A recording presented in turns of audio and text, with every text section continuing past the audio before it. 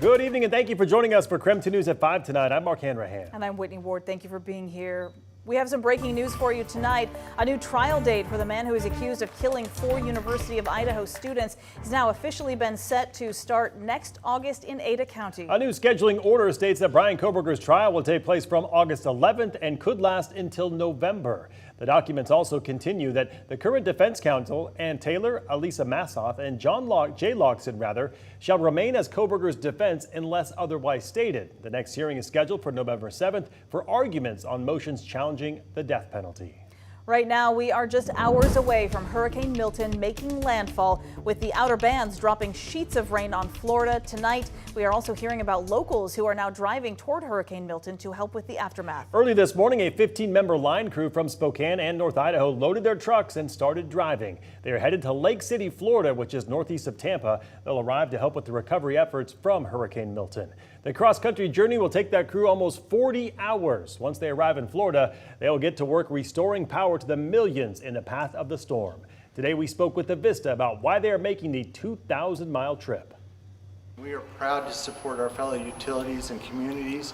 We know that the folks down in Florida have experienced, this is the second hurricane, and we're going to do everything we can to restore power to them. Right now, there is not a return date for the crew. They will be on the ground for as long as they are needed.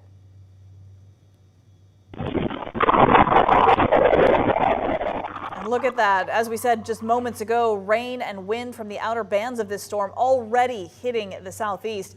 What you're seeing was footage from a security camera. This is on a home in Fort Myers, and you can see the growing strength of those winds. Evacuations have been ordered for more than 50 counties across Florida. It is one of the largest evacuations in state history, with more than 5.5 million being urged to leave. The mass evacuations clog state highways, with most gas stations in the Tampa area running dry. With time running out, about 1,000 people turned up at a shelter in West Bradenton, carrying what supplies they could. Everybody's worried about the same thing, you know, do you have a home to come back to? So despite the statewide evacuation, some are still choosing to stay behind. However, state officials warned that could mean death. Meanwhile, crews from the Northwest are already on the ground in North Carolina assisting with the aftermath of Hurricane Helene. Lieutenant Brendan Craig has worked with Spokane Fire Department for the last decade. He's now down in North Carolina as part of a critical incident management team, helping with cleanup and assistance after Hurricane Helene. His team of 50 first responders from Washington, Oregon, and Alaska will be there for the next 2 weeks. I had a chance to talk with him today. He told me the level of devastation in that region is hard to even comprehend. We had a whole lot of wildfires in our region this year, which causes destruction in a large area. But this is half of a state. It's pretty bad. You know, I just drove through a section of one of the towns I'm in right now that was under 8 feet of water. You know, whole buildings are wiped out. We got semi trucks rolled over. There's garbage in the tops of trees because they were underwater. Wow. And whole buildings are gone. Houses are gone. There's vehicles that are up to their roof in mud. Lieutenant Craig tells me his team will help wherever they are needed. Sometimes it will be cleanup, or it could be distribution of critical supplies like food or water for survivors. All right, before we take a look at our local forecast, let's check in with Chief Meteorologist Jeremy Legoo on the status of Milton. Jeremy, how far out do we think that Hurricane Milton is now from hitting the coast? Oh, it is. The first line of the eye wall has already made its landfall right around Sarasota. Storm itself not going to make landfall for a little bit here, but you can see Tampa still taking the brunt of it in terms of rainfall. Anywhere on the southern end of this has that strong onshore wind. And when you have the wind pushing in that matter, you are going to get some serious storm surge in places like Fort Myers Beach. Fort Myers a little bit farther inland. Naples also going to take a hit here with that steady onshore wind. Now, I know there's not much rain on the southern side of this. That doesn't mean the flooding will be any less severe. Instead, it's the wind pushing in the ocean water. Think of holding your glass and blowing at the top of it, and all of that water pushes to the far side. That's exactly what's happening here. And as a Category 3 storm with sustained winds of 120 miles per hour, it's a lot of wind. Right now, it's moving northeast at about 15 miles per hour. It's slowing right now, and that slowing has a big impact as it moves its way inland. So we're talking prolonged rain as it moves through. But that impact with land, the wind shear that it's getting, is also weakening the storm. Coming up, we'll talk our local forecast. Quick look.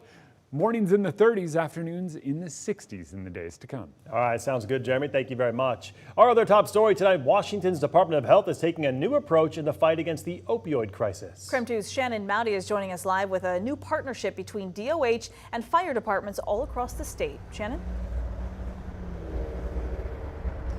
Well, Spokane's fire department actually has been at the forefront of this pilot program, which has paramedics administering a first dose of opioid treatment in the field. Sometimes the smallest things can open the biggest doors. Spokane paramedic Colin McEntee knows the small box he holds could be key to combating a crisis. It's basically like a Listerine strip that you put underneath your tongue and just let it dissolve. Inside, Suboxone, a powerful cocktail of narcotics that can help treat opioid addiction, preventing withdrawals and reducing the risk of future overdose. Help someone kind of get started on the track towards treatment or towards rehab. Across Washington state, fire departments like Spokane's are now partnering with the Department of Health to administer this first dose of treatment in the field. At SFD, the big job falls to the Behavioral Response Unit. I'm it right now. Yeah, it's taken some figuring out for sure. A two-person crew of a rotating paramedic and a mental health clinician since February, rolling out Suboxone to anyone who's willing. A lot of times a conversation of, hey, you just overdosed, like things aren't going that great right now, and do you want to try something different? And a lot of people say no. To date, 9 patients have accepted the offer. It's meant paramedics like McEntee aren't just delivering medical care. Yeah, They're administering a course of compassion and mental health care, too. Trying to make that connection with them and really let them know that you want the best for them. So for now, a start, however small. It feels like at least it's something worth trying. And it may seem. And I think for the people that we do touch, I think that makes a big difference. SFD is going to keep track of how many patients that accept the Suboxone treatment stick with it beyond that first dose. Shannon Mowdy, KREM 2 News. All right, Shannon, thank you very much.